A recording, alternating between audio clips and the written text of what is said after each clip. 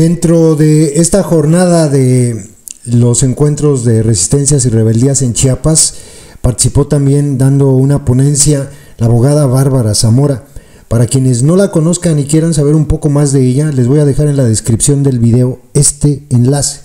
Es una nota que publicaron en el diario El País apenas de julio de este año, sí, del 21 de julio, de Alejandro Santos.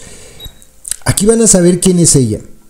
Aquí se van a dar cuenta cómo desde el inicio, incluso en su ponencia ella lo dice, ha acompañado al movimiento zapatista desde aquellos encuentros de paz de San Andrés, cuando se firmó supuestamente el acuerdo en San Andrés Larrainzar, y ella estaba del lado del ejército zapatista. Miren de lo que habla en su ponencia. Esto se los dejo en la descripción para que ustedes, si quieren leerlo, está muy interesante, muy interesante. Me gustó una frase que dice por acá, un párrafo donde dice: Bárbara es la madre de Manuel, se apellida Zamora, es abogada y se examinará de su asignatura pendiente 5 días después. Ya entenderán cuando lean la nota a qué se refiere. El 16 de febrero, una comitiva de los zapatistas y otra del gobierno mexicano firma en las montañas de los Altos de Chiapas los acuerdos de San Andrés. Es un tratado de paz y mucho más, el reconocimiento de los derechos y la autonomía indígena. Las dos partes del conflicto negocian desde hace 2 años, después de que el EZLN declarara la guerra al Estado el 1 de enero de 1994. Para las conversaciones, la guerrilla pide ayuda. Publican una carta en la jornada, en la que invitan como asesores a políticos e intelectuales, letrados, periodistas, artistas.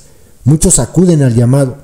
Así es como Bárbara Zamora llega a su cita con el jurado del tiempo. Muy interesante la nota, pero miren de lo que habla el día de hoy. Ya ven que está en estos días la tan cacareada reforma al Poder Judicial. Hay que reformar los tribunales. Pues, ¿qué creen? Los que parece ser que no quieren reformar, por algo será, y la abogada Bárbara Zamora lo explica, lo detalla muy bien, pues son los tribunales agrarios. Narra una experiencia de acompañamiento a un grupo de indígenas, no dice dónde, no dice obviamente México, no dice a qué grupo pertenecen, ni quién es el verdugo, ni quién es el perpetrador del atraco. O sea, una minera canadiense, y cómo pelean desde los tribunales para que esta minera se largue del territorio que acaba de entregarle el gobierno. Habla también de cómo los comisariados ejidales que estaban siendo pues asesorados por ella era su abogada, de repente llegan un día y le dicen: abogada, esto se acabó, esto ya valió madre, ya no vamos a poder continuar el litigio. ¿Qué creen que pasó? Se trata de México, se tratan de mineras canadienses, se tratan de empresas depredadoras, se trata del neoliberalismo y se trata de su expresión brutal de violencia. Llegó el crimen organizado y los amenazó a todos. Cuando habían ganado en tribunales a la minera, llega el capo del pueblo, el capo el jefe de plaza, y los amenaza porque ahora es el crimen organizado el que hace entrar en razón, eso entre comillas, obvio, a quienes defienden sus territorios, confabulado obviamente con gobiernos y con las empresas mineras. Habla del desprecio con el que se trata en estos días. Sí, o sea, en tiempos de la 4T, ¿cómo se trata al indígena en nuestro país? Cómo desde dentro del Tribunal Agrario ya está todo preparado, todo dicho, todo pues planificado para que los juicios pues terminen siendo ganados por ellos, por los ricos, previo pago obviamente, previa complicidad con gobiernos para despojar a los territorios, para despojar a los indígenas de sus territorios. Es una narración la que hace la abogada Bárbara Zamora sobre esta durísima realidad, que neta, escuchar esto te hace pensar, ¿cómo es posible que todavía crean que las cosas con el actual gobierno cambiaron? No, no cambiaron. Son iguales. ¿Por qué no abarca la reforma al Poder Judicial estos tribunales? Porque sigue el despojo. Porque todavía hay mucho territorio para despojar. Y porque el tribunal agrario, los tribunales agrarios, les funcionan re bien así. Y en esto obviamente pues están confabulados con el gobierno. Neta que solamente el que no quiera escuchar no va a poder hacerlo. El que no quiera comprender no va a comprender. El que no quiera hacer caso pues no hará caso. Pero es tan evidente que pues nada cambió. Nada cambió. Escúchenla, además su participación pues es muy, creo que de las poquitas que es muy aplaudida, en el sentido de que dentro de lo que estaba diciendo narra un triunfo que emociona a los que están escuchando. Pues sí, de esos poquitos triunfos que hay en la izquierda de abajo, de esos poquitos. Muy chingón todo lo que dice la abogada, escúchenlo. Muchas gracias. Agradezco muchísimo esta generosa invitación que me hizo el Ejército Zapatista de Liberación Nacional para estar hoy en este evento. Como hace 30 años que fui invitada como asesora en los diálogos de San Andrés Acamchen, aquí seguimos, no nos rendimos, no nos vendemos y no claudicamos. Muchas gracias por invitar.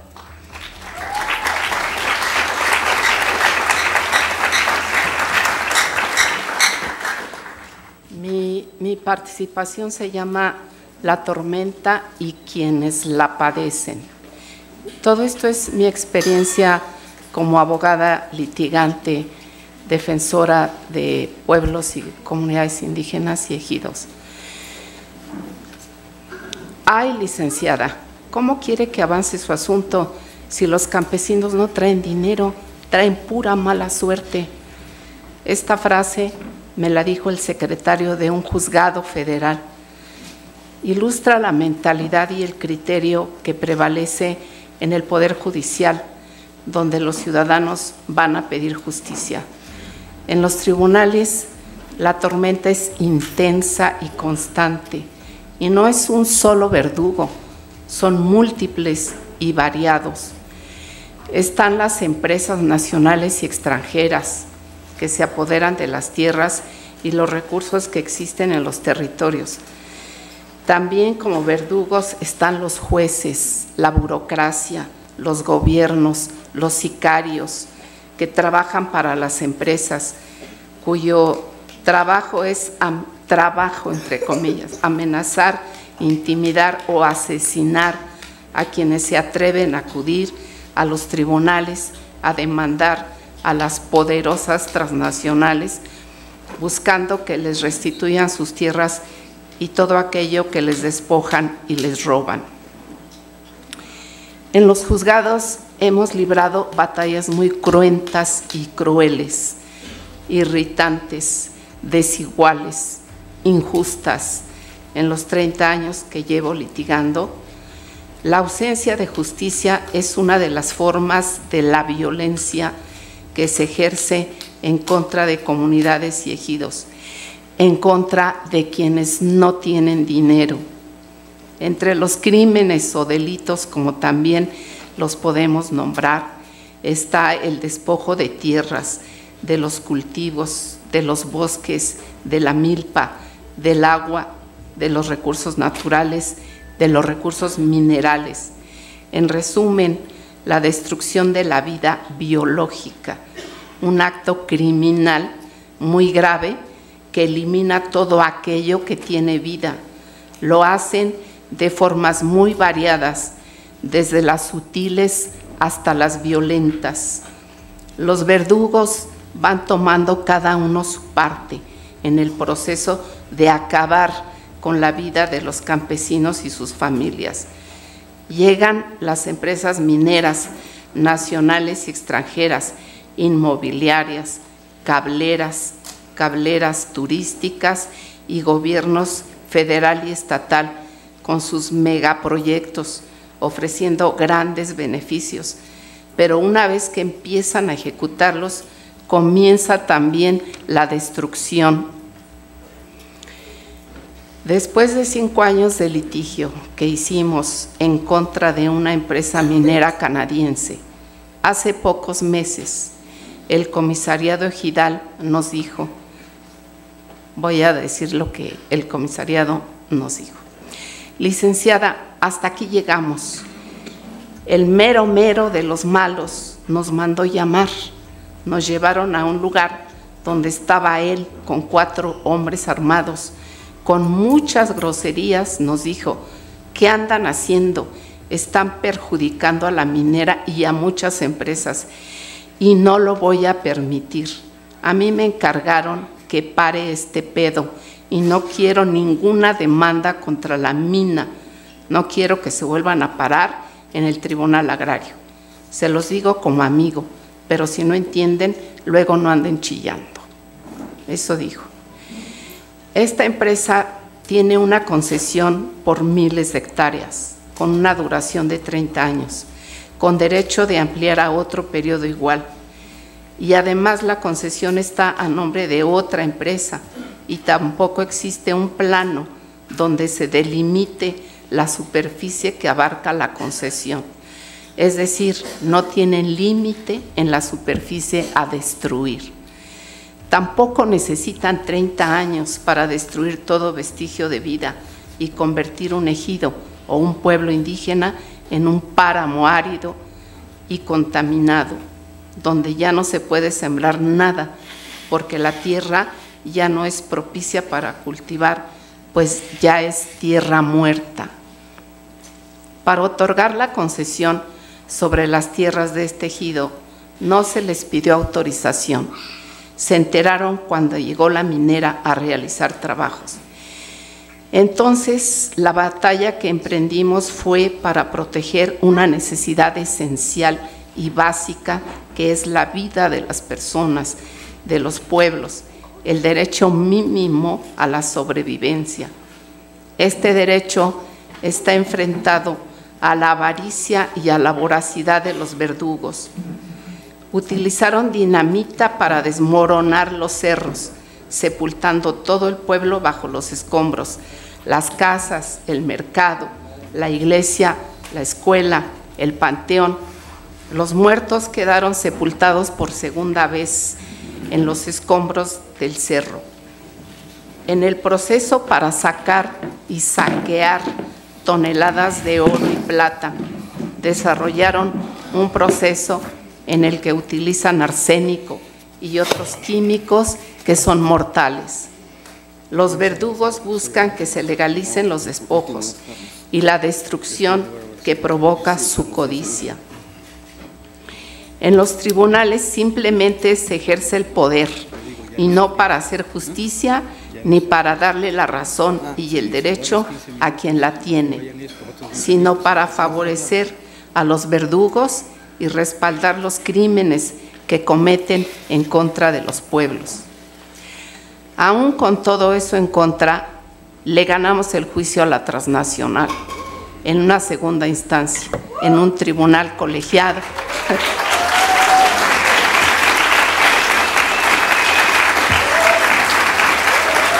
Pero falta lo peor. En un tribunal colegiado ganamos un amparo. La empresa minera estaba segura que iba a ganar también en ese tribunal, pero no fue así. Por eso utilizaron la violencia y echaron mano de los sicarios para amenazar al comisariado. El tribunal colegiado había ordenado que se realizara un trabajo para determinar todos los daños que la minera le había causado al ejido y resarcir los daños. La minera presentó un documento donde decía que no contaminaba porque el nivel de la contaminación que hacían ellos estaba dentro de lo permitido por la norma.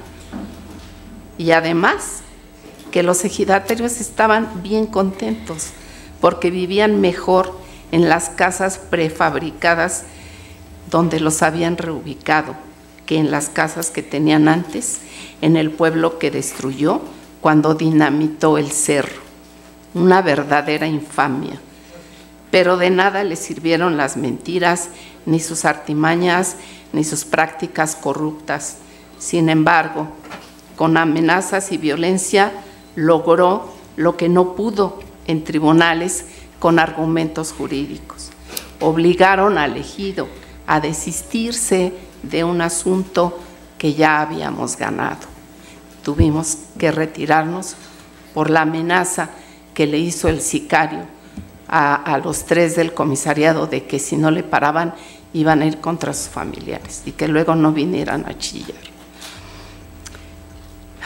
Se habla mucho del Estado de Derecho, pero ese discurso es una especie de neblina muy densa para disimular la desigualdad absoluta que existe en el trato que reciben en el Poder Judicial los que tienen dinero y quienes no lo tienen, que se refleja en la frase que me dijo el secretario de ese juzgado de que los campesinos no traen dinero, que traen pura mala suerte. Y por esta razón no avanzan sus asuntos. Los litigios son muy lentos o están paralizados porque no se presenta el perito, porque no hay traductor, porque no están notificados los demandados, porque no se presentan los testigos de los contrarios, por múltiples maniobras que realiza la contraparte y que los tribunales permiten.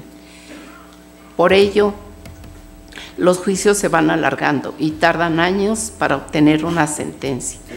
Esta situación tan compleja y tan desigual se presenta en todos los casos que llevamos en contra de las sociedades mercantiles de todo tipo que se apoderan de las tierras y de todo lo que existe en los territorios de los pueblos indígenas y de los ejidos. Todo esto representa una forma de dominación disfrazada de Estado de Derecho y de igualdad ante la ley. También el clasismo, el racismo y la discriminación existe en los tribunales y es muy notorio.